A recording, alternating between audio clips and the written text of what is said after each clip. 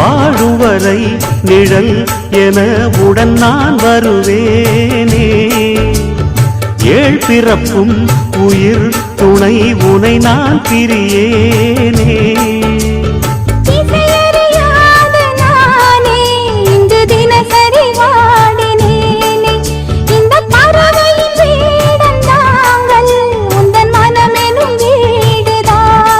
நீண்ட காலம் நேர்ந்த சோகம் நீங்கி போக நானும் தீண்ட யோகம் விளங்கிடும். பூமிக்கொரு வாரம் என்று எண்ணி இருந்தேன், பூமுடிக்க யாரும் இன்றி கண்ணி இருந்தேன். சொந்தமின்றி பந்தமின்றி நானும் இருந்தேன், தொட்டு ஒன்று தொட்டு